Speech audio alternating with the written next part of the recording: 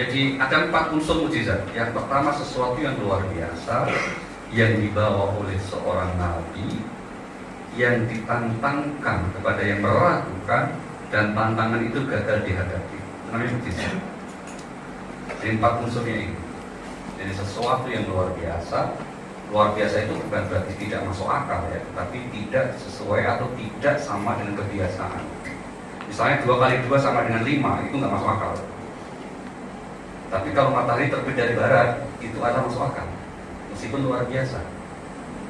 Maka harus dibedakan antara yang luar biasa itu apakah masuk akal atau tidak masuk akal. Ya kan? Nah, mukjizat itu wilayahnya tadi hanya tidak selalu sama dengan kebiasaan, maka disebut luar biasa. Di bawah seorang nabi, kalau seorang yang bawa itu bukan nabi, orang mukmin namanya karomah, orang kafir namanya sihir, sebelum nabi namanya ilham, kan gitu kan. Ditantangkan kepada yang meragukan, dan tantangan itu gagal. Kalau tantangan itu berhasil dihadapi, bukan mukjizat namanya. Nah, setelah garis besar mukjizat, maka kemudian dibagi 2. Ya, kita lihat. Apa itu makna mukjizat? Yang pertama namanya mukjizat yang bersifat material, indrawi. Contoh mukjizat Nabi Nuh apa? Membuat kapal. Itu membuat kapal jadi mukjizat ketika Nabi Nuh hidup. Begitu Nabi Nuh wafat, membuat kapal bukan mukjizat. Kenapa? Banyak yang bisa melakukan. Rumus mukjizat itu nggak bisa dilakukan, yang lain nggak bisa dihadapi. Ya kan? Yang kedua mukjizat Nabi Ibrahim apa? Dibakar tidak hangus. Nah sekarang banyak teknologi baju anti api ada, maka kebakar itu kalau ada orang yang bisa nggak dibakar, nggak hangus, itu bukan mukjizat untuk sekarang. Di zaman itu mukjizat. Nabi Musa mukjizatnya apa?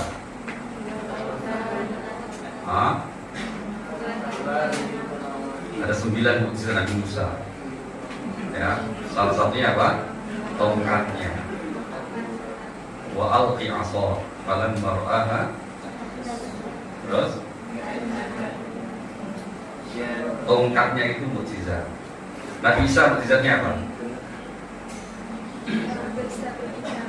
Iya, ada 10 malah mukjizat.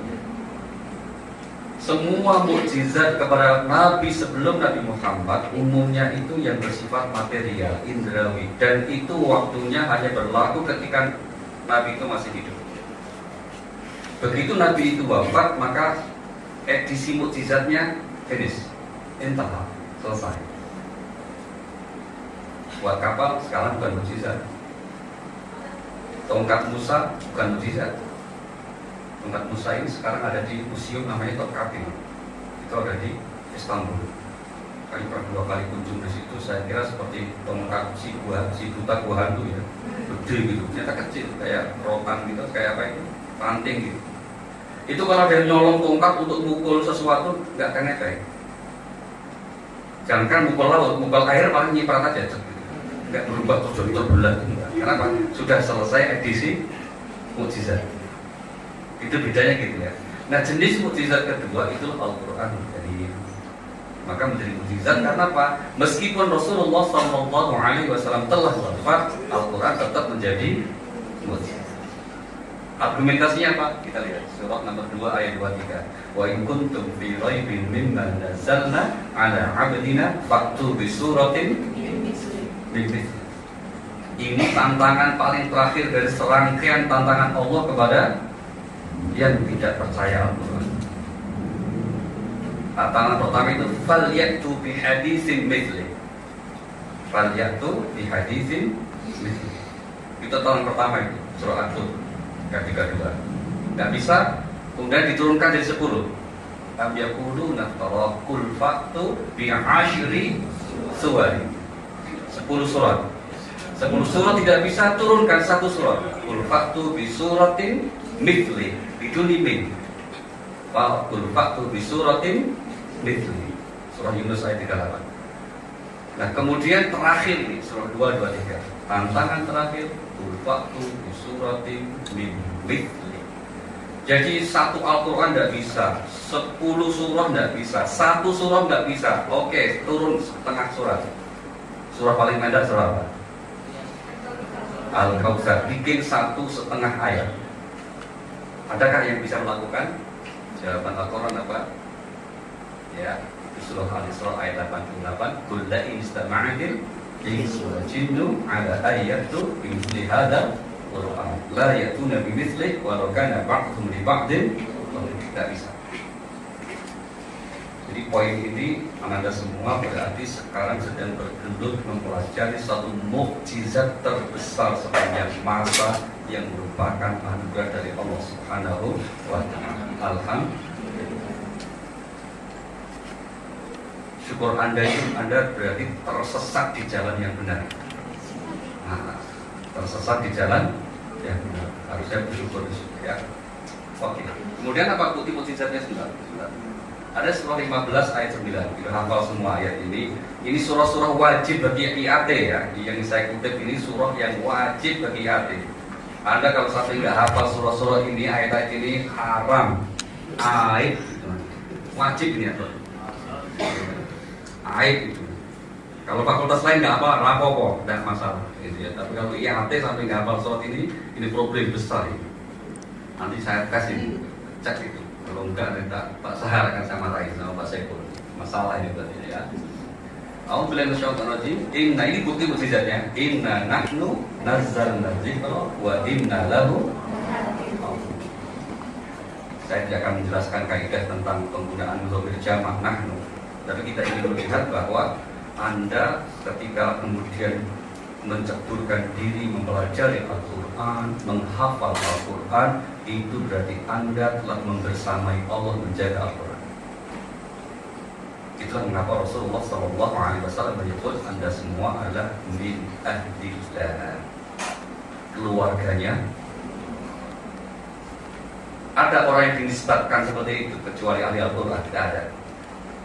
Hanya orang yang berkecimpung di Al-Quran lah yang oleh Allah dikatakan hum ahlullah wa qassatuh.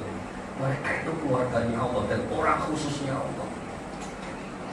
Jadi kalau Anda semua keluarganya Allah, orang khususnya Allah, harusnya itu gembira.